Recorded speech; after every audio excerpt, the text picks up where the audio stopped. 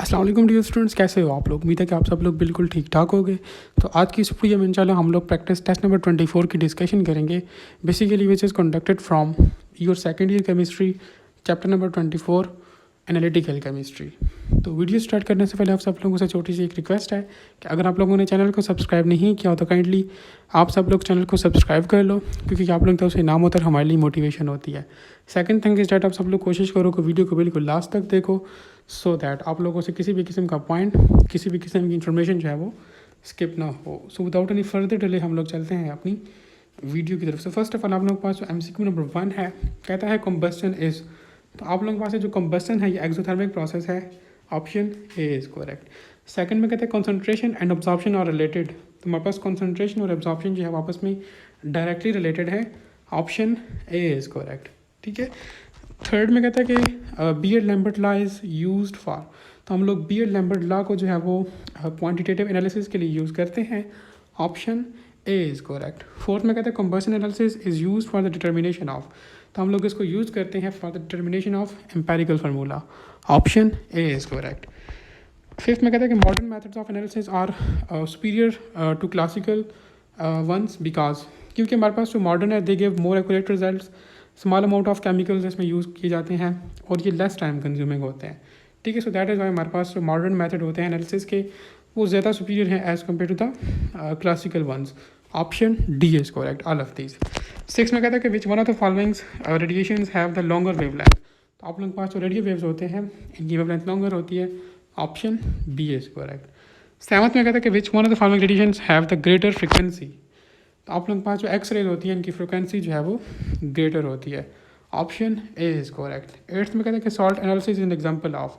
तो जो salt analysis है basically it is a qualitative analysis, इसमें हम लोग क्वालिटी चेक करते हैं ना कि quantity, option A is correct. Ninth में कहता है कि which one of the following can not be analysed directly by the combustion analysis. तो हम लोग जो है वो कार्बन और हाइड्रोजन को जो है वो डायरेक्टली जो है वो एनालाइज कर सकते हैं, लेकिन ऑक्सीजन को नहीं कर सकते। ठीक है।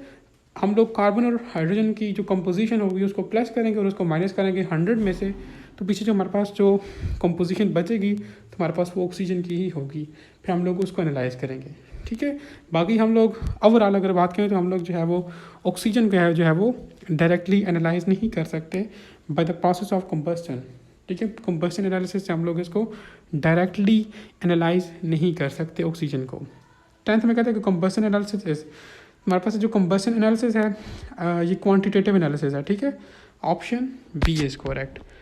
11th में कहते हैं technique in which a substance is expose to the electromagnetic radiation.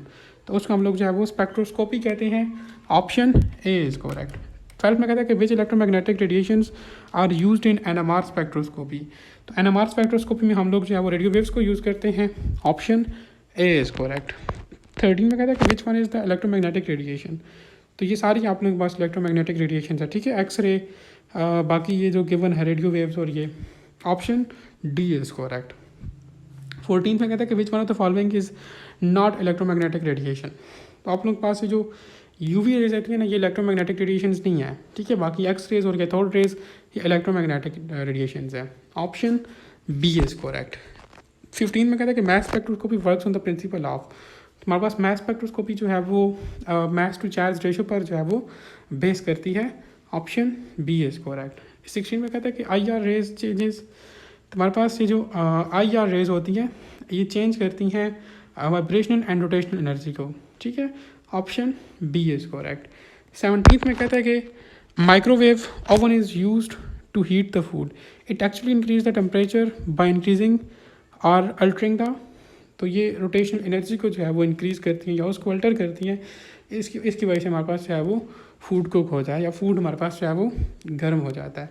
18th में कहता है कि स्पेक्ट्रोफोटोमेट्री इज़ यूज्ड फॉर। तो हम लोग स्पेक्ट्रोफोटोमेट्री को जो है वो क्वालिटेटिव और क्वांटिटेटिव एनालिसिस दोनों के लिए यूज़ करते हैं, option D is correct. Next 19 में कहता है कि IR स्पेक्ट्रोस्कोपी हेल्प्स डिटरमाइंस और आइडेंटिफाई।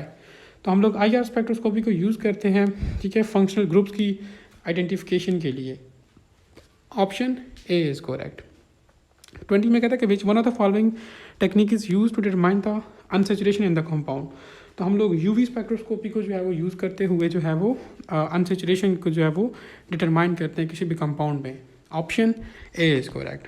21 में कहता है कि in which one of the following spectroscopic technique electromagnetic radiation is not involved और used.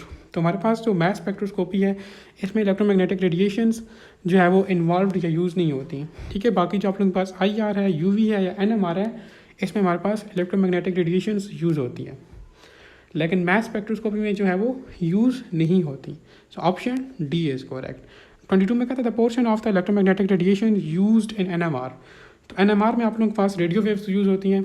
Option B is correct. 23 में कहता है the technique in which the sample is destroyed and can not be removed या recovered. तो हमारे पास जो math spectroscopy होती है इसमें हम लोग सैम्पल को डिस्ट्रॉय कर देते हैं और वो रिकवर नहीं होता। Option A is correct. 24 में कहता है number of possible chemicals shifts या पॉसिबल पीक्स ऑफ 2-chlorobutane। और नेक्स्ट 25 में कहता है the benzene gives peak in NMR। तो यार ये आप लोगों के पास बुक में डायग्राम्स बनी हुई हैं, ठीक है, पीक्स वहाँ पर डिफरेंट शो हो रही हैं। एटलीस्ट आप लोग वही 3-4 वहाँ पे केमिकल्स हैं या कंपाउंड्स हैं उनकी पीक्स का उसने मेंशन किया, तो आप लोग जस्ट उन्हीं को याद कर लो, this is more than enough, ठीक है। एग्जाम में उनके अलावा आपसे नहीं पूछेगा, ठीक है। तो आप लोगों के पास वहाँ पे एक 2-chlorobutane की होगी, वो हमारे पास 4 पीक्स शो करती है, और जो बेंजीन है वो सिर्फ एक पीक शो करती है NMR स्पेक्ट्रोस्कोपी में।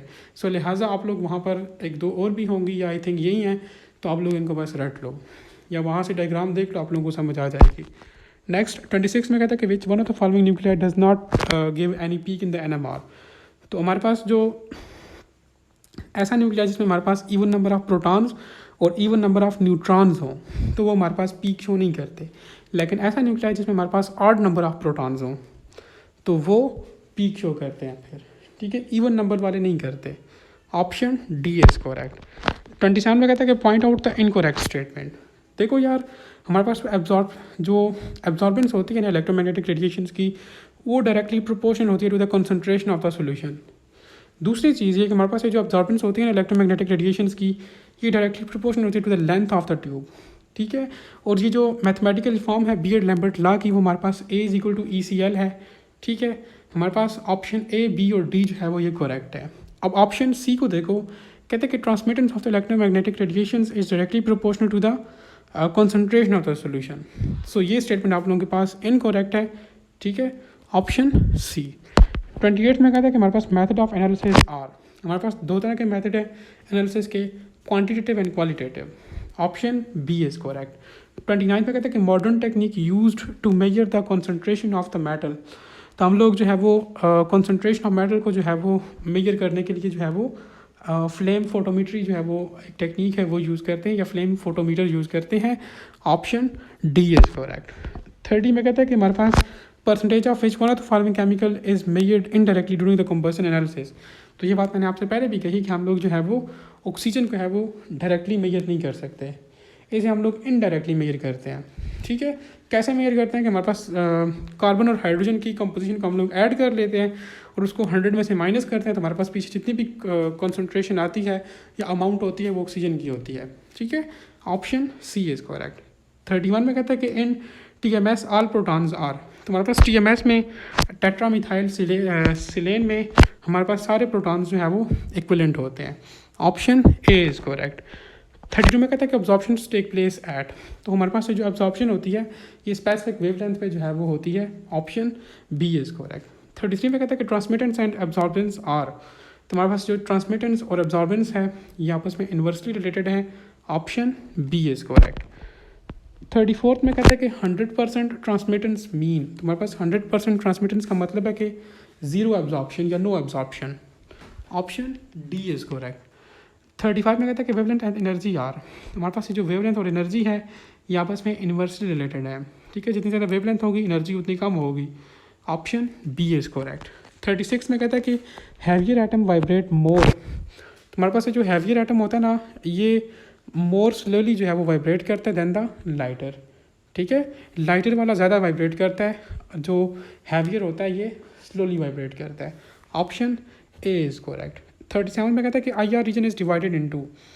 तो हमारे पास IR रीजन को जो है वो 2 रीजन्स में हम लोग फर्दर डिवाइड करते हैं। एक फंक्शनल ग्रुप रीजन होता है और दूसरा पता नहीं कौन सा रीजन होता है, ठीक है। Option A is correct. एक फंक्शनल ग्रुप रीजन होता है, दूसरा फिंगरप्रिंट रीजन होता है, ठीक है। नेक्स्ट 38 में कहता है कि bending vibrations are absorbed in which region. तो हमारे पास ये जो बेंडिंग वाइब्रेशन होती है ये फिंगरप्रिंट रीजन में जो है वो एब्जॉर्ब होती हैं। Option A is correct. 39 में कहता है कि combustion analysis is not applicable for. तो हमारे पास जो कंबशन एनालिसिस होती है ग्लूकोज, सुक्रोज और फ्रक्टोज के लिए हमारे पास एप्लीकेबल है, मस्टर्ड ऑयल के लिए नहीं है। Option D is correct.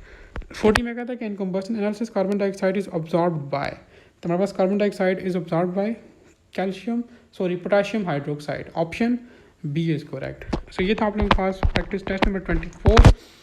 उम्मीद है कि आप लोगों ने काफ़ी कुछ सीखा होगा। ये था आप लोगों के पास लास्ट टेस्ट था केमिस्ट्री का, ठीक है। और लास्ट में यही बोलूँगा कि आप लोगों ने ये जो मिस्टेक्स की हैं इन टेस्ट में बस उनको रिपीट ना करो, और कोई क्वेश्चन वगैरह तो आप लोग कमेंट सेक्शन के अंदर पूछ सकते हो। Thank you.